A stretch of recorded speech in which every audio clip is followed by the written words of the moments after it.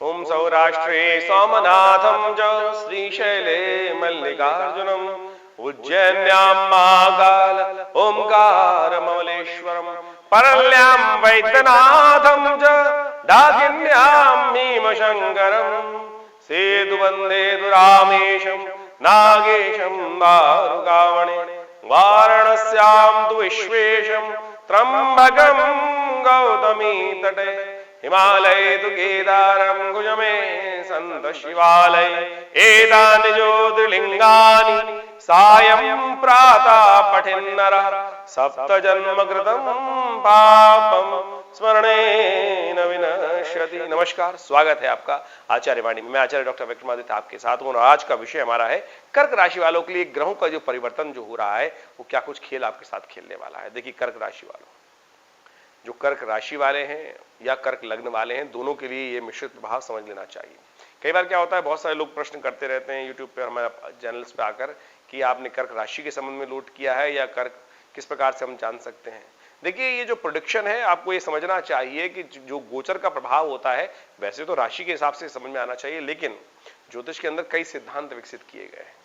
उसमें देखना चाहिए कि प्रभावी कौन सी कुंडली है, आपकी चंद्र कुंडली, लग्न कुंडली, सूर्य कुंडली या कौन सा लग्न किस प्रकार से प्रभावित है। उन सबको देखने के लिए सहस्त्रों कुंडलियां बनती हैं ज्योतिष के अंदर एक चीज को प्रभावने के लिए। उसमें लग्न का प्रभाव है, कारकांश का प्रभाव है, आत्मकारक का प्रभाव है, तो कौन सा ग्रह कहां चल रहा है और किस प्रकार से प्रेडिक्शन मिल रहा है, गोचर का प्रभाव जो सबसे ज्यादा प्रभावी कुंडली होती है उसके ऊपर पड़ता है। तो चाहे आपकी कर्क राशि है या कर्क लग्न है, दोनों को हिसाब से आपको समझ लेना चाहिए। जो प्रभाव हम आपको बताने जा रहे हैं उसको बहुत अच्छे से एनालाइज कर सकते हैं। और आज हम विषय लेके आए हैं षडाष्टक योग, चाहे वो, और षडाष्टक योग इस वक्त गोचर में बन रहा है मंगल का और शनि का और मंगल का और राहु का। मंगल महाराज अभी तक चल रहे थे सिंह राशि में और वो अभी 18 अगस्त को परिवर्तन कर कन्या राशि में चले गए हैं। और कन्या राशि में मंगलवार को खासतौर पर मंगल के जो ग्रह का परिवर्तन हुआ वो दोपहर को 3:54 पे हुआ और 3 अक्टूबर तक ये ग्रह यहीं रहने वाले हैं। अब इस मंगल के परिवर्तन से विशेष तौर पर योग जो बना वो विशेष तौर पर ऐसा बना कि शनि महाराज के साथ में उन्होंने षडाष्टक योग बना लिया। पहले सिंह में चल रहे थे, समसप्तक योग बना हुआ था सामने आमने सामने, और उससे पहले यदि हम बात करें तो 10 मई को शनि मंगल का पहले भी षडाष्टक योग बन रहा था। वो बन रहा था कि मंगल पूरी दृष्टि से शनि को देख रहा था जिस प्रकार से। अब फिर षडाष्टक योग सप्तक के बाद बन गया है और ऐसे में राहु भी जो विशेष तौर पे मंगल के साथ षडाष्टक योग बना रहा है, छठे 8वें का योग बना रहा है। ज्योतिष के दृष्टिकोण से षडाष्टक योग अच्छा नहीं माना जाता और 2 अशुभ योग का ग्रहों का जब योग बन जाता है तो वैसे ही और ज्यादा विप्लवकारी ये ग्रहों का योग बन जाता है। तो ऐसे में आपकी राशि के हिसाब से देखें तो मंगल आपके तृतीय भाव में चल रहे हैं और मंगल का तृतीय भाव में चलना कहा जाता है सामर्थ्य को बढ़ाने वाला होता है। और वहीं राहु महाराज की यदि हम बात करें तो राहु एक तरह से आपकी सफलता वाले भाव में बृहस्पति के साथ गुरु चांडाल योग बना के बैठे हैं। तो बृहस्पति जितने शुभ ग्रह को प्रभाव उत्पन्न कर रहे हैं वो उसका स्थान का सफलता देने का भाव उत्पन्न कर रहे हैं, वो उतना सफलता दे ही नहीं पा रहे हैं। और साथ साथ शनि महाराज आपके वैसे भी आप समझे कि इन दिनों गोचर में जहां चल रहे हैं, गोचर के दृष्टिकोण से अष्टम भाव में, वो भी आपकी सफलता वाले भाव को देख रहे हैं, वक्र स्थिति में है।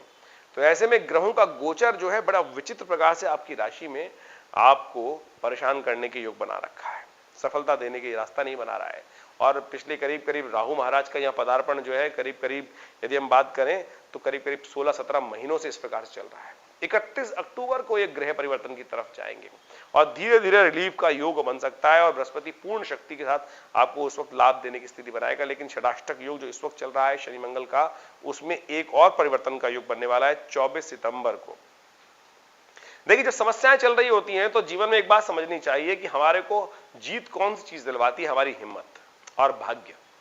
ये 2 चीज हम सही दिशा में कर्म करें, हिम्मत बनाए रखें और देव कृपा, परमात्मा की कृपा हमारे जीवन में बनी रहे। तो ऐसे में समस्या क्या हो गई है, बृहस्पति महाराज देवत्व वाले प्रभाव जो ग्रह होते हैं जो वास्तविक तौर पर हमको लाभ देने को, और आपकी राशि के अनुसार से नहीं बात करें तो भाग्य का स्वामी बृहस्पति ही है और वो पूरी तरह से पाप ग्रहों के युक्त में आ गया है। पाप ग्रहों का बिल्कुल पूरी तरह से दृष्टि उसके ऊपर पड़ रही है और समस्या यही उत्पन्न कर रहा है। और जो शुभ ग्रह का प्रभाव चल रहा है, मंगल उनको देख भी रहे हैं बृहस्पति को, लेकिन वो भी षडाष्टक योग में आ गए हैं। तो ये समय आपके लिए थोड़ा सा कोई मामलों में सावधानी भरा है, उसमें आपको चलना चाहिए सावधानी के साथ। और बृहस्पति के शुभत्व को आप देखें शनि ने और राहु ने आके वहां समाप्त कर दिया है। तो ऐसे में इन ग्रहों का परिवर्तन एक और परिवर्तन लाने के योग बनाएगा। 24 सितंबर को मंगल हो जाएंगे अस्त।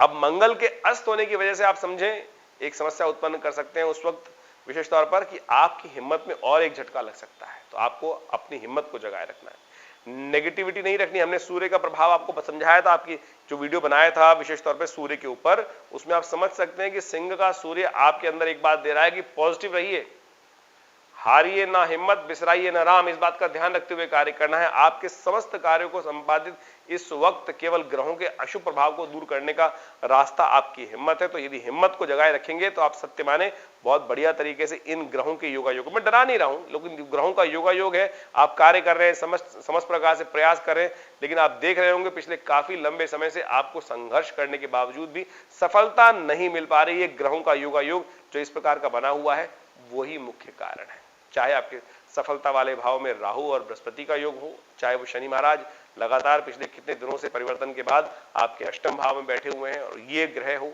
लेकिन फिर भी मंगल का परिवर्तन होने के बावजूद भी, शुभ ग्रह का प्रभाव होने के बावजूद भी, जिस राशि का स्वामी बृहस्पति जहां बैठा है उसका स्वामी उसको देख रहा है, शक्ति दे रहा है, लेकिन फिर भी वो जो सफलता में विघ्न उपस्थित कर रहे हैं, बहुत रो के सफलता दिलवा रहे हैं, वो सारे इन ग्रहों का योग ही है। परिवर्तन आने वाला है, चिंता ना करें। देखिए परिवर्तन की तरफ आप पॉजिटिविटी सुन लीजिए, कब का परिवर्तन आएगा। 3 अक्टूबर को मंगल परिवर्तन की तरफ जाएंगे, जो तुला राशि में चले जाएंगे, वो एक बहुत बड़ा रिलीफ देंगे कि आपकी हिम्मत से बहुत एक नई शक्ति का संचार करेंगे। दूसरा परिवर्तन सबसे इंपॉर्टेंट होगा 31 अक्टूबर को। 31 अक्टूबर को विशेष तौर पर आप समझे राहु का परिवर्तन होगा, और वो राहु का परिवर्तन बहुत महत्वपूर्ण रहने वाला है। और राहु का महत्वपूर्ण परिवर्तन इस प्रकार से होगा कि आपको विश्व वारे न्यारे करा देगा।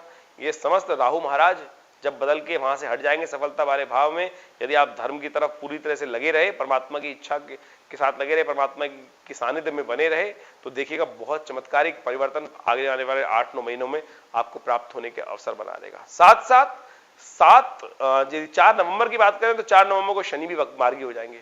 तो यानी 1-1.5 महीने में बहुत बढ़िया परिवर्तन आने के योग बनने वाले हैं। लेकिन उससे पहले सितंबर अक्टूबर का जो ये महीना है, इसमें आपको लगातार कुछ उपाय करने की जरूरत है। उपाय करते रहेंगे तो बहुत बढ़िया तरीके से आपके कष्टों को दूर करने का योग बन सकता है। उपाय क्या किए जाएं? उपाय करने के लिए समझ लीजिए सबसे पहले क्या उपाय करने की जरूरत है। आपके लिए सबसे श्रेष्ठ उपाय दिखाई देता है प्रसन्नता, पॉजिटिविटी।